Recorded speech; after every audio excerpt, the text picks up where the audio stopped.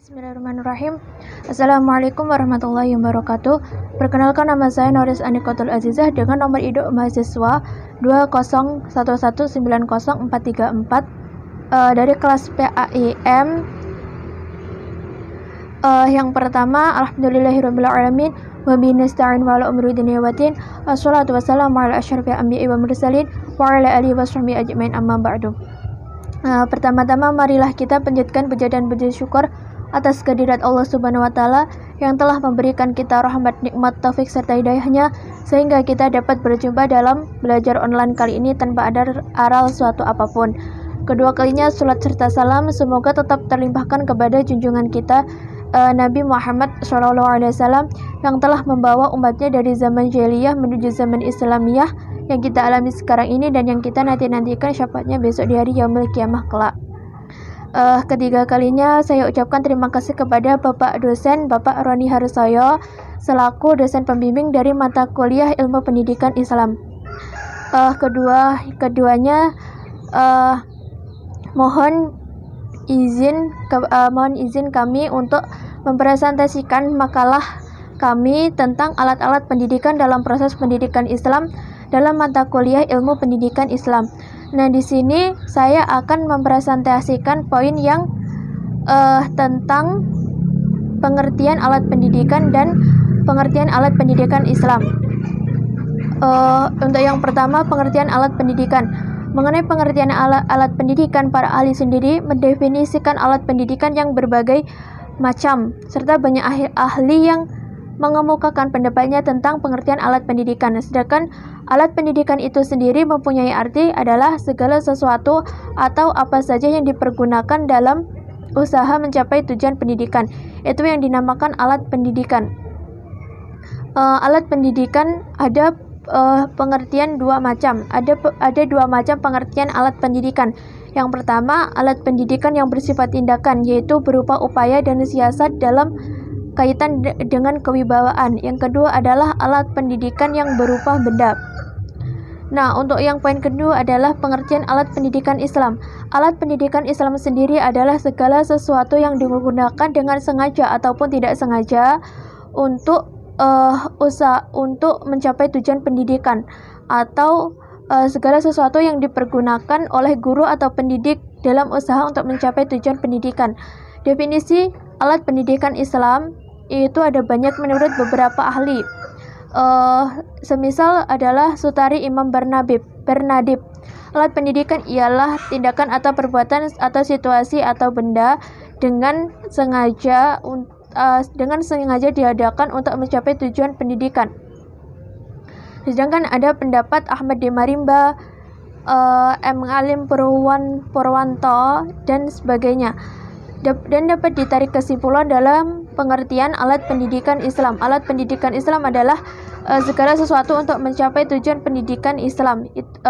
Dengan demikian, maka alat ini mencangkup apa saja yang dapat dipergunakan termasuk di dalamnya media pendidikan. Sekian presentasi dari saya. Untuk poin kedua, ketiga, keempat, dan seterusnya akan dipresentasikan oleh rekan saya yang bernama Saudari Kodaria Yuana, dan yang terakhir adalah bernama Saudara Rifan Maulana. Sekian dan terima kasih. Macam-macam alat pendidikan Islam dan juga karakteristiknya. Abdurrahman An-Nahlawi ini membagikan alat-alat pendidikan Islam ini menjadikan dua macam. Yang pertama yaitu alat-alat material atau wasa'at al-tarbiyah. Alat-alat material ini ada 4 contoh. Yang pertama yaitu masjid. Yang kedua yaitu pendidik. Yang ketiga yaitu keluarga, dan yang terakhir yaitu madrasah. Untuk alat-alat yang kedua yaitu alat-alat psikis atau wasail at-tarbiyah. Yang contoh-contohnya itu ada 3, yaitu yang pertama metode bercerita, yang kedua metode dialog, dan yang ketiga yaitu teladan. Untuk alat-alat material ini ada beberapa karakteristik yang disebut dari material itu yaitu non material. Lawan katanya ya non material itu. Jadi material itu seperti alat yang semacam bangunan, gedung. Itu karakteristiknya itu harus kuat, nyaman, tahan lama, dan sebagainya. Untuk karakteristik alat-alat non material ini lawannya dari material tersebut. Kalau alat-alat non material ini lebih kepada perbuatan dan juga tindakan.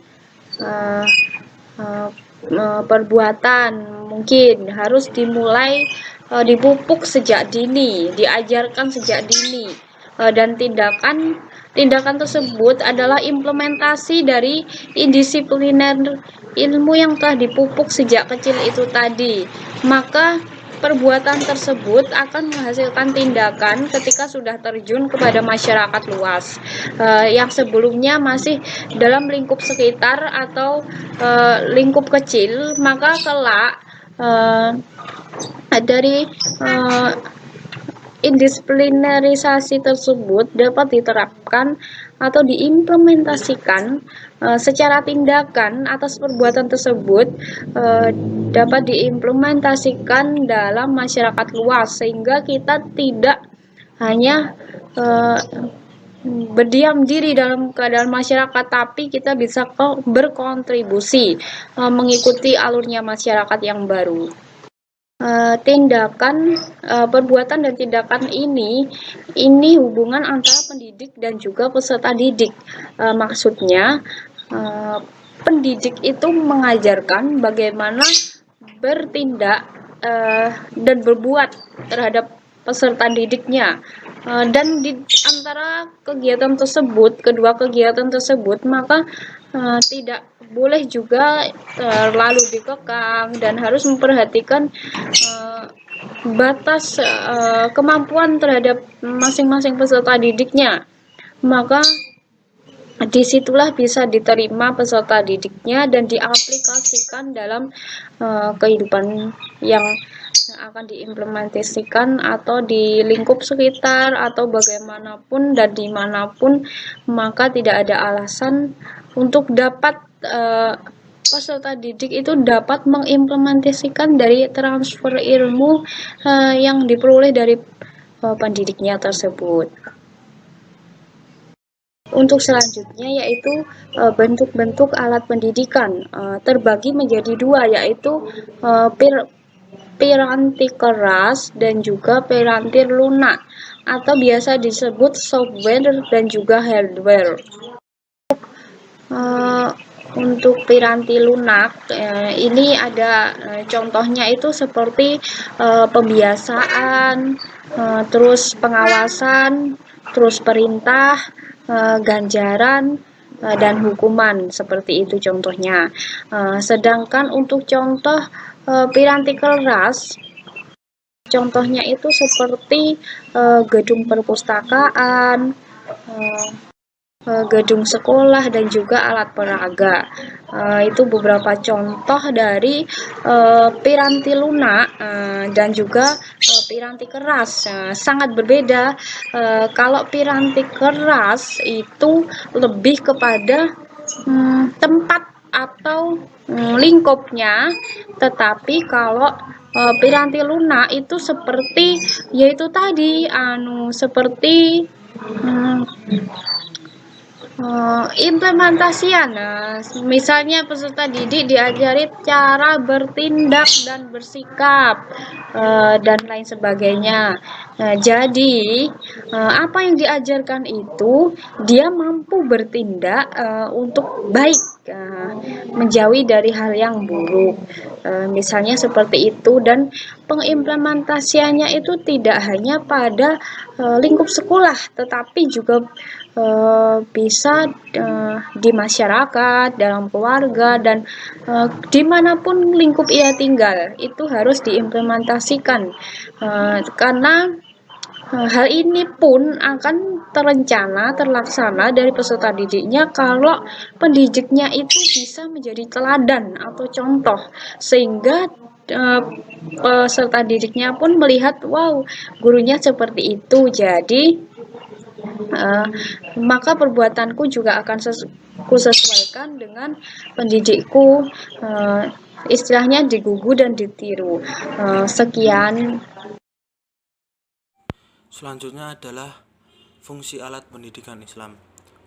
Alat pendidikan Islam memiliki peranan penting sebab menjadi jembatan penghubung antara peserta didik dengan pendidik untuk mencapai tujuan pendidikan Islam, yaitu terbentuknya kepribadian Muslim. Fungsi alat pendidikan yang dikemukakan oleh Abu Bakar Muhammad sebagai berikut. 1. Mampu mengatasi kesulitan dalam memperjelas materi pelajaran. 2. Mampu mempermudah pemahaman dan menjadikan pelajaran lebih hidup dan menarik. 3. Merangsang anak untuk bekerja dan menggerakkan naluri kecintaan dalam belajar dan menimbulkan kemauan keras untuk mempelajari sesuatu. 4. Membantu pembentukan kebiasaan melahirkan pendapat, memperhatikan, dan memikirkan suatu pelajaran. Yang kelima, menimbulkan kekuatan ingatan dan mempertajam indera dan melatihnya memperhalus perasaan dan cepat belajar. Pendidikan Islam sangat penting berperan untuk tugas itu, sehingga murid akan memiliki akhlak dan moral yang luhur. Itulah yang membedakan antara tujuan pendidikan Islam dan tujuan pendidikan lainnya. Sekian dari saya, apabila ada kesalahan mohon dimaafkan, dan akhirul kalam, assalamualaikum warahmatullahi wabarakatuh.